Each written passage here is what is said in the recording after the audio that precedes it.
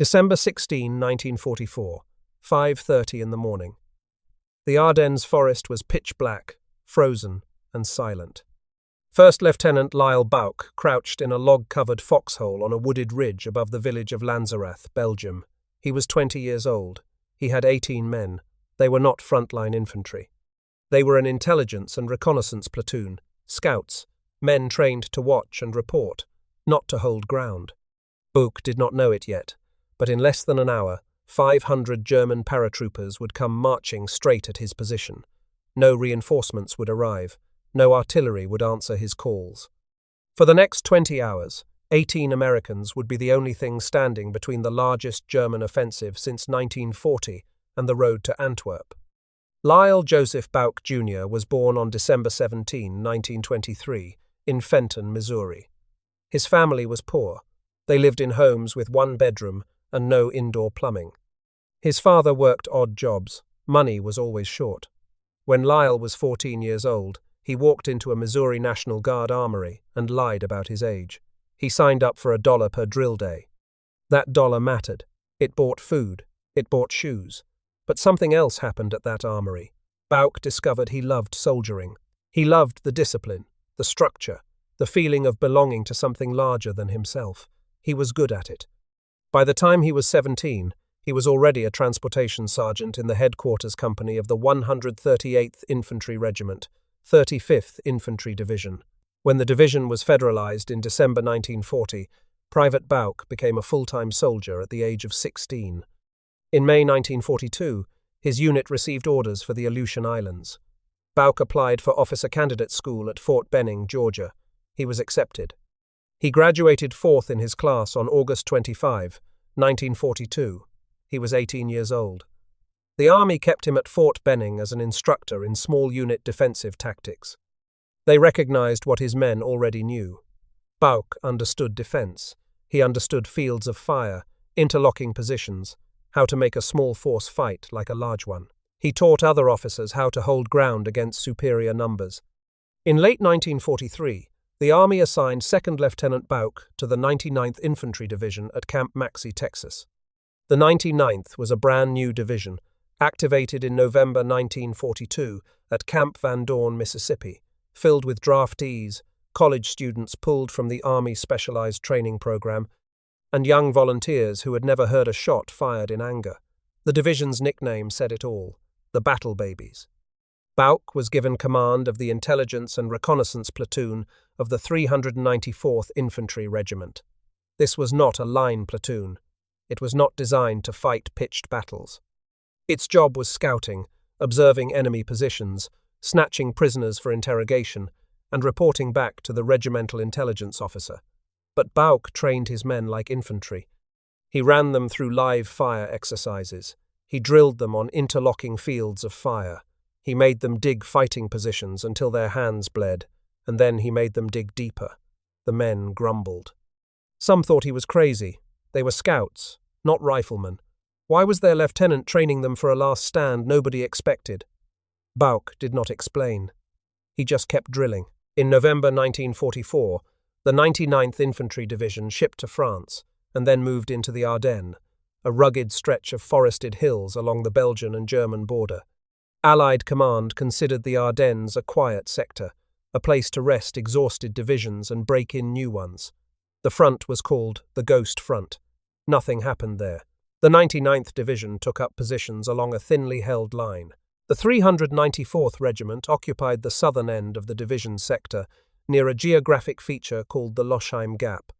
The Lochheim Gap was a 5-mile-wide valley at the western foot of the Schnee-Eifel Mountains. It was the same corridor the German army had used to invade Belgium in 1914 and again in 1940. Any military officer with a map could see that the gap was a natural invasion route. Allied intelligence ignored it. The Ghost Front was quiet. Nothing was going to happen.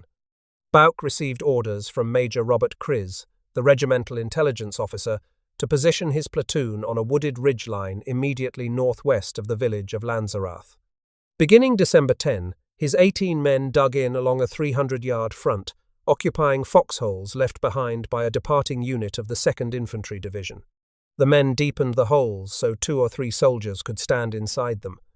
They roofed the holes with pine logs 8 to 12 inches thick and covered them with dirt and snow. The position sat about 30 feet above and 200 yards northwest of Lanzerath, a hamlet of 23 houses and a single church. Below the ridge, an open pasture sloped downward toward the village. A 4-foot barbed wire fence bisected the field. It was a textbook defensive position. Any attacker coming from the east would have to cross that open ground in full view of the ridge. Bouck positioned his weapons carefully. He had his men's M1 Garand rifles, 2 Browning automatic rifles, a 30 caliber light machine gun, and his most prized asset, a jeep with a 50 caliber M2 Browning heavy machine gun mounted on a pedestal. He had traded a stash of German memorabilia to an ordnance officer for that jeep. The 50 caliber gave his 18 men the firepower of a much larger unit. He dug the jeep into a position where it could fire in enfilade down the road, leading into Lanzerath. He rigged fragmentation grenades on tripwires around the forward foxholes. Then he waited. What Bouck did not know was that Adolf Hitler had been planning a massive counteroffensive through the Ardennes for 3 months. The operation was codenamed Watch on the Rhine. It was the largest German offensive operation since the invasion of the Soviet Union in 1941. Over 400,000 German troops, more than 1,400 tanks and armoured vehicles, and 2,600 artillery pieces were massed along an 80-mile front in total secrecy. German soldiers were forbidden from sending letters home. Radio traffic was kept to an absolute minimum. Troops moved only at night. Horse-drawn wagons had their wheels wrapped in straw to muffle the sound. The entire build-up happened under the noses of Allied intelligence, which was convinced that the German army was finished, incapable of mounting any serious offensive operation. The main effort would drive through the Loschheim Gap, straight through Bouck's position. 3 German armies would attack simultaneously. The northern shoulder was assigned to the 6th Panzer Army under SS General Josef Dietrich. Dietrich's spearhead was the 1st SS Panzer Division, Leibstandarte, Adolf Hitler, and its most powerful formation was Kampfgruppe Piper. 4,800 men and 800 vehicles, under 29-year-old SS, Lieutenant Colonel Joachim Paper. Paper had 117 tanks, including 45 King Tiger heavy tanks from the attached heavy tank battalion, 149 half-track armoured vehicles, 24 artillery pieces, and over 30 anti-aircraft weapons. He was a former personal adjutant to Heinrich Himmler, a Knight's Cross recipient, and one of the most aggressive armoured commanders in the German military. Paper's orders were simple. Drive west. Seize the bridges over the Meuse River. Do not stop for anything. Do not wait for flanking units. Do not concern yourself with supply lines. Speed was everything. Bouck's ridge sat directly on Paper's planned route, and Bouck did not know any of it. If you want to know what happened when 500 Germans walked into the kill zone of 18 Americans, please like this video. Every like pushes this story to someone who has never heard of Lyle Bouck and his men. They waited 37 years for recognition. The least we can do is make sure their story is heard. Please subscribe. Back to Lanzerath. The night before the attack, Bouck's men heard something unsettling. Vehicle noises. The clank of tracked vehicles moving somewhere to the east, beyond the tree line, beyond the darkness, the sounds carried in the freezing air. Bouck ordered the entire platoon to stay awake. Nobody slept. The temperature hovered in the low 20s Fahrenheit. The men stamped their feet in their foxholes and pressed their hands against their bodies for warmth. They listened. The sounds did not stop. Something was coming. At 5:30 on the morning of December 16, 1944, 1,600 German artillery pieces opened fire simultaneously along the entire 80-mile front. The barrage lasted 90 minutes. The ground shook so violently that men in foxholes felt their teeth rattle. Trees exploded into splinters. Shrapnel screamed through the frozen air and thudded into the snow around the foxholes. The noise was beyond anything the men had experienced, a continuous roar that made it impossible to think, impossible to speak, impossible to do anything except press your body into the earth and pray. On the ridge above Lanzerath, shells walked back and forth across the position. Most fell long or short. Some hit the treetops directly above the foxholes, sending jagged wooden splinters ripping downward like knives. The log roofs Bouck had insisted on, the ones his men had cursed him for making them build, held. Not one of Bouck's men was hit. The telephone wire connecting them to regimental headquarters at Huningen was severed in the first minutes. The SCR 300 radio still worked. Bouck pressed his face against the frozen dirt, his ears ringing, and waited for the barrage to lift. At approximately 700 hours, the shelling stopped. Silence returned to the forest. Bouck grabbed his radio and contacted regimental headquarters. He reported the barrage. Then he saw something that made his stomach drop. The tank destroyer platoon positioned in Lanzerath, 4 towed 3-inch guns and a 22-man reconnaissance platoon, was pulling out. The vehicles were rolling south, abandoning the village without a word to Bouck. He radioed headquarters immediately. "The tank destroyers are leaving. What should we do?" The answer came back in 4 words. "Hold at all costs." Bouck took 3 men and moved into an abandoned observation post in one of the Lanzerath houses. From a second-floor window, he watched the road east of the village. What he saw stopped him cold. A column of German soldiers was marching west toward Lanzerath, hundreds of them. They wore distinctive rimless helmets, paratroopers, Fallschirmjäger. They marched with weapons slung, confident, unhurried, and walking under the artificial moonlight of searchlights reflecting off the low cloud deck. Bouck counted them, roughly 500 men. They were the 1st Battalion of the 9th Fallschirmjäger Regiment, 3rd Fallschirmjäger Division, under Oberst Helmut von Hoffmann. The division had been a superb fighting force in Normandy, but had been gutted in the Falaise pocket. Most of its replacements were Luftwaffe ground crew transfers and 17 to 18-year-old conscripts with almost no combat experience. The officers and senior sergeants were veterans, the rest were green. Bouck scrambled back to the ridge. He radioed regimental headquarters and gave the coordinates. He requested artillery on the road south of the village. The response stunned him. The voice at regiment told him he must be seeing things. Bouck snapped back. "Damn it! Do not tell me what I cannot see. I have 20/20 vision. Send me artillery." The artillery never came. Bouck's target was outside the divisional boundary line. The fire mission was denied. 18 men would fight this battle alone. At approximately 1000 hours, First Lieutenant Warren Springer and his 3-man forward observer team from Battery C 371st Field Artillery Battalion arrived at the ridge. They had been cut off from their own battery and needed a position. Bouck distributed them among the foxholes. He now had 22 men, but the 4 artillerymen had no way to call in fire. They would fight as riflemen. Just before the first assault, a blonde Belgian girl emerged from one of the houses in Lanzerath. She walked up to a group of German officers and pointed in the direction of Buchholz station. The Americans in their foxholes watched in disbelief. They believed she had betrayed their position. Bouck's men opened fire on the officers. The Germans dove for cover. Decades later, in 2006, a researcher located the woman, still living in Lanzerath. She said she had not known Americans were on the ridge. She had been pointing in the direction the tank destroyers had withdrawn. She had not betrayed anyone. But in that moment, in December 1944, none of that mattered. The battle had begun. 2 platoons of German paratroopers advanced into the open pasture below the ridge. They moved in tight formation, walking uphill toward the 4-foot barbed wire fence that bisected the field. Bouck had given strict orders. "No one fires until I give the command." The Germans reached the fence. They bunched up, trying to climb over it. They were caught in the open, at close range, with no cover. Bouck gave the order. 18 Americans opened fire simultaneously.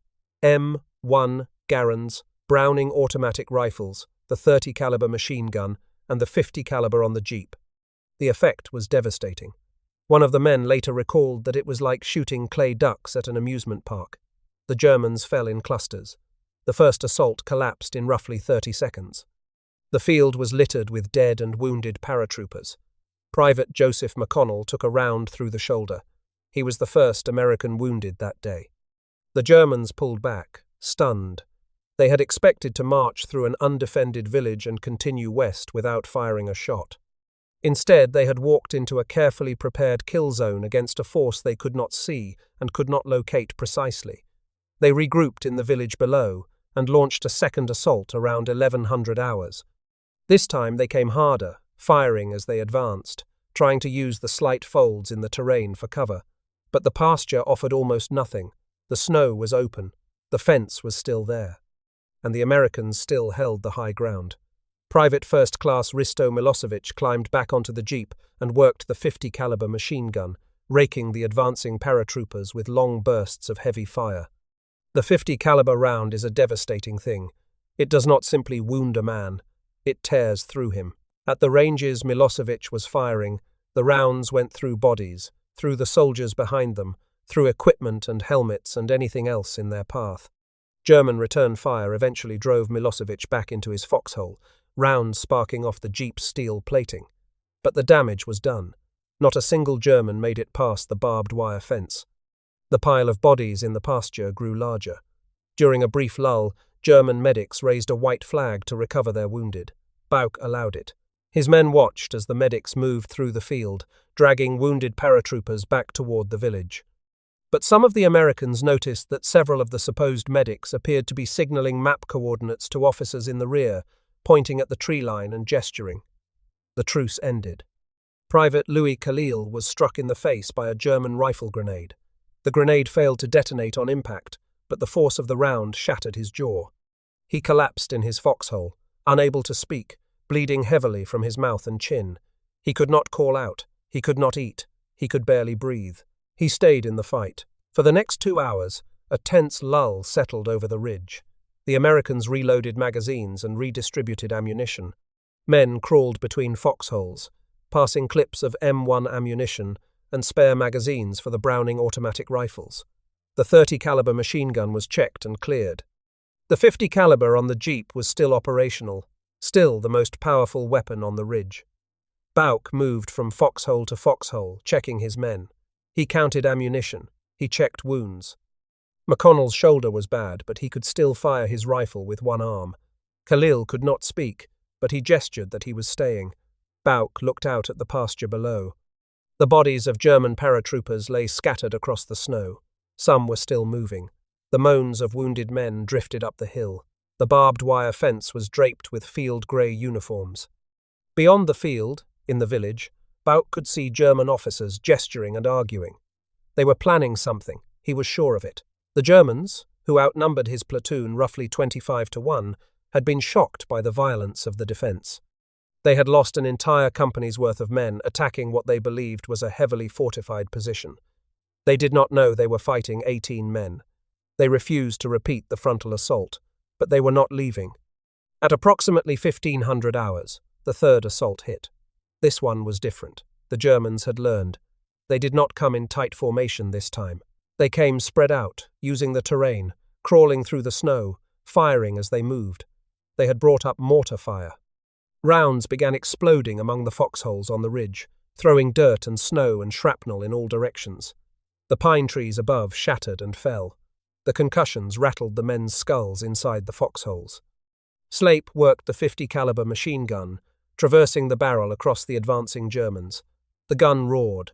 Paratroopers fell. But the barrel was overheating from hours of sustained use. The metal glowed.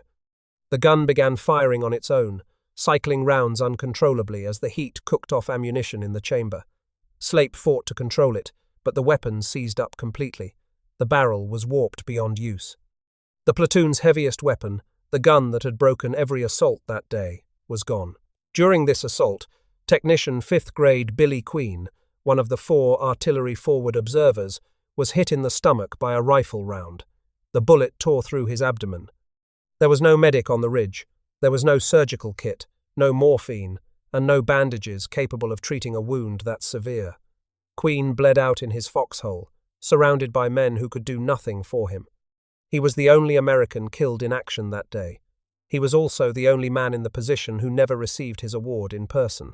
His Silver Star was awarded posthumously, 37 years after he died in that hole in the frozen ground. Bouck radioed regimental headquarters one final time. He requested reinforcements. Radio operator James Fort sent the platoon's last transmission at 1550 hours. They were still holding against an enemy force estimated at 75 men trying to advance toward the railroad cut south of the position. The estimate was wildly low. The real number was 10 times that. Bouck sent Corporal Samuel Jenkins and Corporal Robert Preston rearward to find Major Criz personally and bring back help. The 2 corporals disappeared into the forest. They would not reach friendly lines for 2 days. By then, the regimental headquarters at Hunningen had already withdrawn to Elsenborn. Jenkins and Preston hid in a hayloft. They were captured on December 19. At approximately 1600 hours, a German sniper destroyed the SCR-300 radio in Bouck's hand. Moments later, another round destroyed the SCR-284 radio mounted on the jeep. The platoon was now blind, deaf, and completely isolated. No communication with any friendly unit. No way to call for help. No way to know what was happening anywhere else along the front. Bouck ordered his men to pull distributor caps from the jeeps so the Germans could not use them. He prepared to withdraw the platoon at dusk, pulling back through the woods under cover of darkness. He never got the chance. At approximately 1630 hours, 50 German soldiers from Fusilier Regiment, 27 of the 12th Volksgrenadier Division, working with a flanking force led by Sergeant First Class Vince Kuhlbach, a 25-year-old Normandy and Casino veteran, swept around the southern end of the position through the dense pine forest. Kuhlbach was experienced. He did not attack from the front, across the open pasture. He brought his men through the woods, moving quietly through the snow, approaching the foxholes from the direction the Americans were not watching. They rolled up the line from the flank, appearing at close range among the trees. Several attackers tripped the grenades Bouck had rigged on tripwires weeks earlier. Explosions ripped through the trees. Germans fell, but more kept coming. The fighting became close and vicious. Men fired at shadows between the tree trunks. The disciplined defense that had held all day collapsed into a desperate close-quarters brawl. In Bouck's own foxhole, a German soldier jumped in behind him and shoved a submachine gun into his back. He pulled the trigger. The weapon was empty. The click of the firing pin on an empty chamber was the loudest sound Bouck had ever heard. Before either man could react, a burst of fire from another direction hit them both. The German was seriously wounded. Bouck took a bullet through his calf. He felt the impact, but no pain. Not yet. Private First Class William Tsakanikas, sharing the foxhole with Bouck, rose up to fire at the Germans closing in around them. A 5 or 6 round burst struck him through the right side of his face. His right eye was hanging from its socket. Blood poured down his face and neck. He collapsed back into the foxhole. He was still alive, still conscious, staring at Bouck with his one remaining eye. By 1700 hours, it was over. Sergeant Kuhlbach stood over the foxholes and demanded in German, "Who is the commander?" Bouck identified himself. Kuhlbach asked why Americans were still firing from other positions. Bouck told him those were not his men. The Germans, who had expected to find a fortified American regiment on that ridge, were stunned when they counted only 18 defenders. They did not execute the wounded. This was unusual. Other German units in the Ardennes that week murdered prisoners routinely.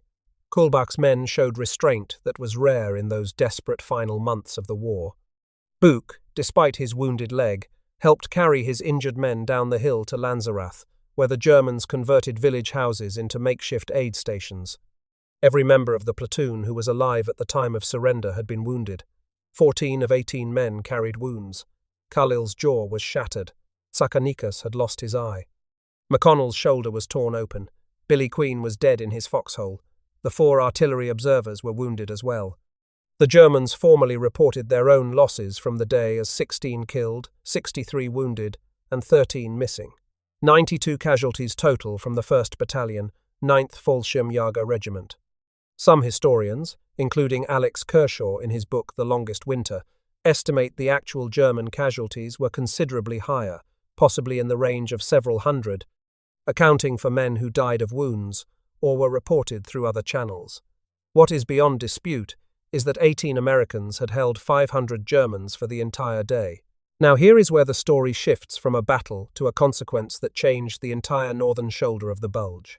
Kampfgruppe Piper had been jammed behind the 3rd Fallschirmjäger Division and the 12th Volksgrenadier Division all day.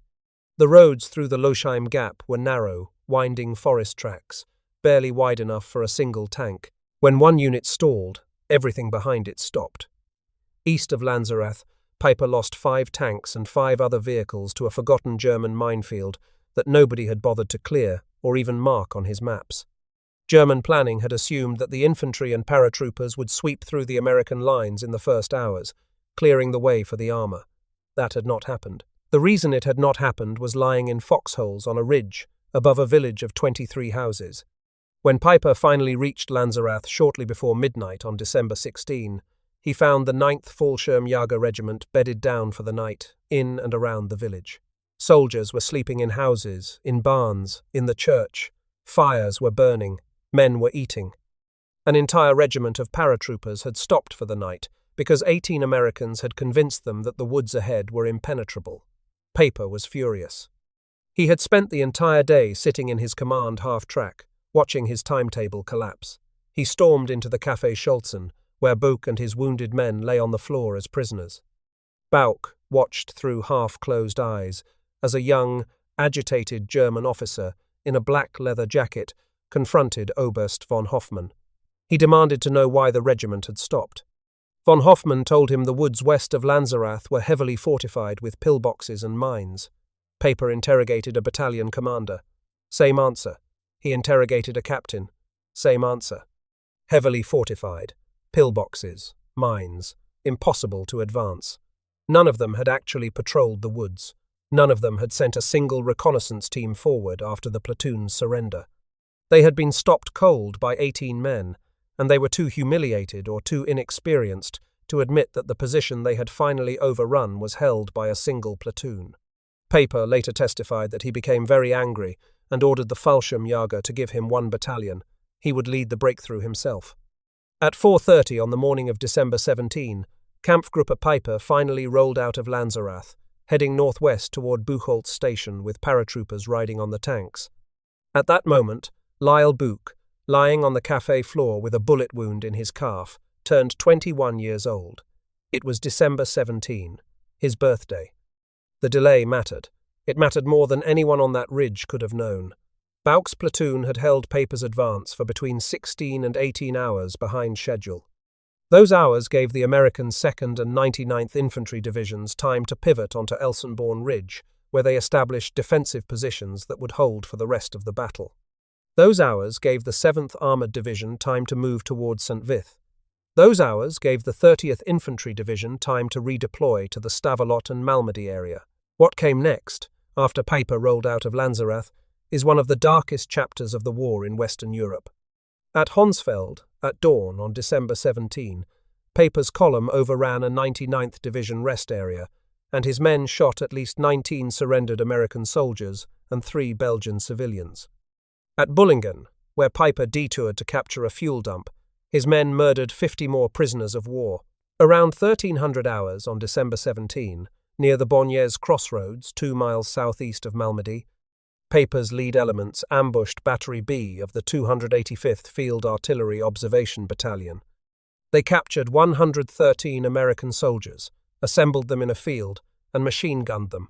84 American prisoners of war were killed. This was the Malmedy massacre.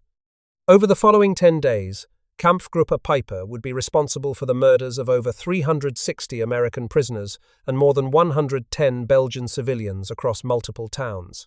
The road to those crimes ran directly through Lanzerath. If Bouck's platoon had not held the ridge, Piper would have passed through on the afternoon of December 16, hours ahead of the American units that eventually stopped him. The delay did not cause the massacres. Those were Piper's choices. But the delay placed him on that road, at that hour, with those units still vulnerable. The timeline is direct. After their capture, the men of the I&R platoon entered the prisoner of war system. They were marched through deep snow for 2 days to the rail town of Junkerath. The march was brutal. Wounded men stumbled along frozen roads with no medical treatment. German guards prodded them forward with rifle butts. Some of the Americans had no coats. Their boots were soaked through. Frostbite set in within hours. At Junkerath they were crammed into boxcars. 72 men packed into a car designed for 40 men or 8 horses. No food, no water, no sanitation, no ventilation. The doors were sealed shut from outside. The men stood pressed against each other in total darkness, breathing the same stale air. Allied aircraft strafed the unmarked train on December 21. Bullets punched through the wooden walls of the boxcars. Men screamed. There was nowhere to hide, nowhere to move. By Christmas Day, 7 men in Bouck's car had died. The journey ended at Stalag 13D near Nuremberg. From there, the men were separated. Officers went to Oflag 13B at Hammelburg. Enlisted men went to Stalag 13C, the adjacent compound. The severely wounded, Sakanikas, Khalil, and McConnell, were treated first in German military hospitals at Frankfurt and Hanover, and then warehoused at Stalag 11B near Bad Fallingbostel, one of the worst camps in the Reich. Rations at Bad Fallingbostel were starvation level. Medical supplies were nearly non-existent. Men died of dysentery, typhus, and infected wounds. Sakanikas, with the right side of his face destroyed, received only the most basic treatment. Khalil, with his shattered jaw wired shut, could barely eat.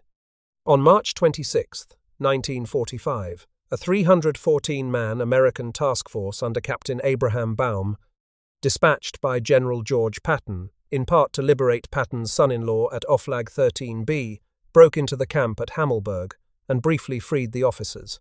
Bouck, pretending to be a field-grade officer, climbed onto a half-track. The breakout column was ambushed by SS troops.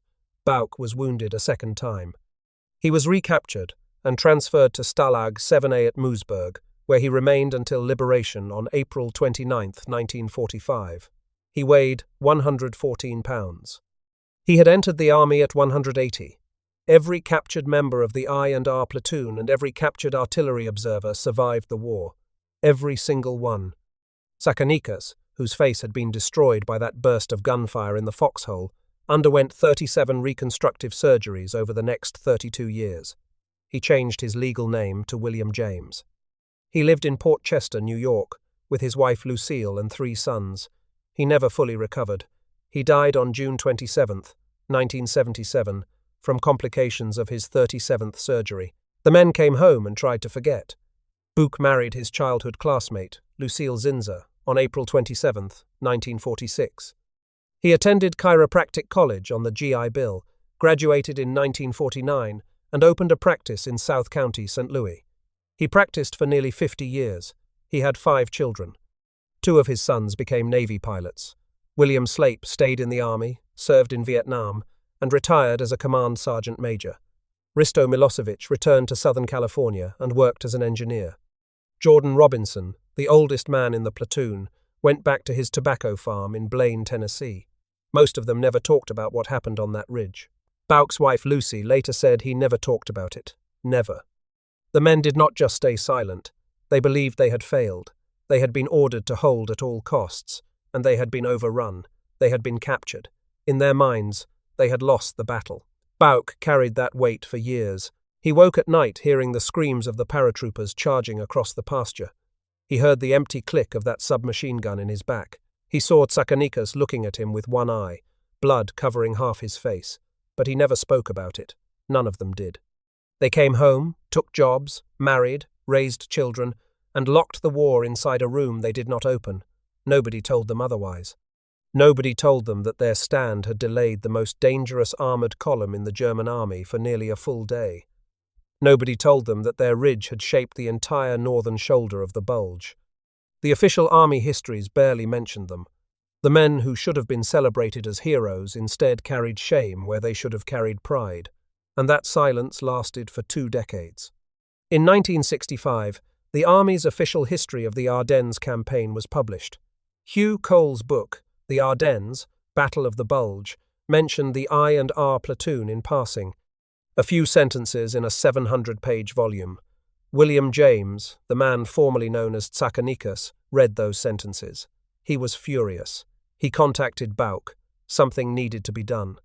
In 1966, Major General Walter Lauer, the former commander of the 99th Division, nominated Bouck for a Silver Star. It arrived in his mailbox one day, without ceremony, without explanation. Bouck was angry, not because he received it, but because nobody else in his platoon had been recognized. In 1969, John S. D. Eisenhower, the son of the former president and then serving as the United States ambassador to Belgium, published a book called The Bitter Woods. For the first time, the full story of the I&R platoon at Lanzerath received detailed coverage in a published work. Eisenhower hosted Bouck and several platoon members in Lanzerath for the 25th anniversary in December 1969. The men walked the ridge again. The foxholes were still there, overgrown but visible. The pasture was still there. The fence line was still there. The field where 500 paratroopers had charged uphill into their guns was quiet and green. Then James died in 1977. 32 years of surgeries, 37 operations on a face that had been torn apart by machine gun fire in a foxhole in Belgium, and his body finally gave out. And Bouck decided he was done waiting. He had waited 33 years. He had watched his friend endure 3 decades of pain and disfigurement without recognition. He had watched Billy Queen's family receive nothing but a telegram. He had watched 18 men grow old carrying a shame that was never theirs to carry. Bouck began writing letters. Not a few letters. Dozens. Hundreds over the years. Letters to the Army Awards Branch. Letters to congressmen from every state where a platoon member lived. Letters to senators. Letters to military historians. Letters to newspaper editors. He gathered every piece of documentation he could find, every after-action report, every witness statement, every map reference. He compiled thick folders of evidence and mailed them to anyone who might listen. He was not asking for himself. He was asking for his men. For Tsakanikas, who had lost his eye and spent 32 years in operating rooms and was now dead. For Billy Queen, who had died in a foxhole without a medic and whose family had received nothing. For Khalil, whose jaw was shattered by a grenade that did not even explode. For Milosevic, who had worked the .50 caliber until German fire drove him underground. For Slape, who had stayed in the army and served another war and never talked about the first one. For all of them. In March 1979, newspaper columnist Jack Anderson devoted the cover story of Parade magazine to the platoon.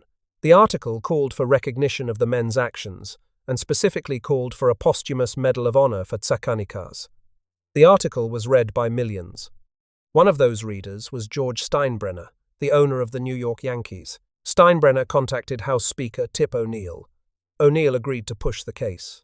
On July 11, 1979, a congressional hearing was held. Vernon Leopold, a platoon member who had been hospitalized with trench foot before the battle, testified about the men he had trained with and what they had done. The process took 2 more years. The army reviewed the evidence. Historians verified the accounts. Witness statements were gathered and cross-referenced with German records from the Bundesarchiv. The chain of command examined the case at every level. Officers who had never been to Lanzerath read the transcripts and studied the maps and tried to understand how 18 men had done what the evidence said they had done. Finally, on October 26, 1981, a ceremony was held at Fort Myer, Virginia, hosted by Secretary of the Army John Marsh. 37 years after the battle, the men of the I and R platoon received their recognition. The platoon was awarded the Presidential Unit Citation. 4 men received the Distinguished Service Cross, the second highest award for valor in the United States Army. Lyle Bouck, William Slape. William Tsakanikas, posthumously, his wife Lucille accepting the medal her husband had waited 33 years to receive and never lived to see. Risto Milosevic, who had originally been recommended for the Medal of Honor but received the Distinguished Service Cross instead. 5 men received the Silver Star. John Kreger, Louis Khalil, Aubrey McGehee, Jordan Robinson, and James Silvola. 10 men received the Bronze Star with Valor device. The 4 artillery forward observers received Silver Stars and Bronze Stars as well, including Billy Queen, who received a posthumous Silver Star. The platoon became the most decorated American platoon for a single action in all of World War II. 18 men, 1 day. More awards for valor than any other platoon-sized unit in the entire war. Bouck stood at the ceremony and looked at the faces of the men who had survived. Some were in their late 50s, some were in their 60s, some were missing. Slape was there, Milosevic was there. Robinson was there, Khalil was there, the scar on his jaw still visible after 37 years. Jenkins was there. But James was not. Billy Queen was not. Robert Adams had died. Robert Bosch had died in 1964. The men who should have been there were missing, taken by time or by wounds that never fully healed. In 2004, author Alex Kershaw published The Longest Winter, the definitive book-length account of the platoon's story, built on direct interviews with 10 surviving members. The book brought the Battle of Lanzerath Ridge to a wider audience than ever before. It told the story not just of the fight, but of the men, their backgrounds, their fears, their choices, and the 37 years of silence that followed.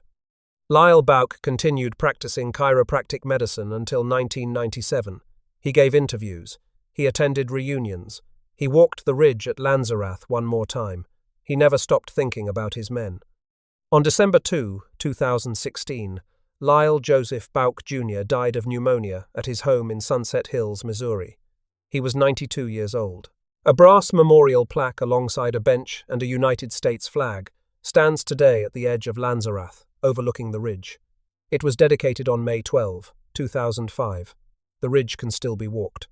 The foxholes are still visible, softened by decades of rain and fallen leaves, but there. The pasture still slopes downward toward the village. The church still stands. The Café Scholzen, where Piper raged at von Hoffman while wounded Americans lay on the floor, still stands. The story of Lanzerath Ridge asks a question that has no comfortable answer. What happens when the right thing and the impossible thing are the same thing? 18 men were told to hold at all costs. They were scouts, not infantry. They had no artillery support. They had no reinforcements. They were outnumbered 25-1. Every rational calculation said they should withdraw. Every tactical manual said a reconnaissance platoon does not hold a defensive line against a battalion of paratroopers. But they held. They held because their lieutenant had trained them for exactly this moment, even when they thought he was crazy for doing it. They held because leaving meant abandoning the only position between 500 Germans and the open road behind them. They held because Bouck looked at that pasture and that fence line and knew that this ground could be defended, and that it had to be defended, and that no one else was going to defend it. The mathematics of Lanzerath are simple. 18 men held for 20 hours. 1 man died. 14 were wounded. All were captured. On the German side, at least 92 casualties were documented, and the true number was likely far higher. One armoured column, the most dangerous in the German order of battle, was delayed by nearly a full day. That delay gave 3 American divisions time to establish the defensive positions that would hold the northern shoulder of the Bulge for the rest of the battle. That shoulder held. The German offensive failed. The war ended 5 months later. The men of the I&R platoon did not know any of this when they surrendered. They thought they had failed. They carried that belief for decades. It took 37 years, a dead friend, a magazine cover story, a baseball team owner, the Speaker of the House, and a congressional hearing to prove them wrong. 37 years to tell 18 men that they had not failed, that they had succeeded beyond anything anyone could have asked of them, that their ridge, their foxholes, their cold morning in the Ardennes had mattered. That is the story. And now you know it. But most people do not. Most people have never heard of Lyle Bouck. Most people have never heard of the I&R platoon. Most people do not know that the most decorated platoon in World War II earned every one of those awards in a single day, on a frozen ridge, above a village of 23 houses. That is where you come in. Hit that like button right now. Not for us, for them. Every like sends this video to someone new, someone who should know what 18 Americans did when 500 Germans came marching out of the darkness. Hit subscribe, turn on notifications. We find these stories in the archives, in the official records, in the award citations that sat in filing cabinets for decades while the world moved on. We bring them back. We tell them every week. Drop a comment. Tell us where you are watching from. Tell us if someone in your family served. Tell us their name, their branch, their war. This comment section is not just a comment section. It is a roll call, and every name matters. Thank you for watching. Thank you for staying until the end.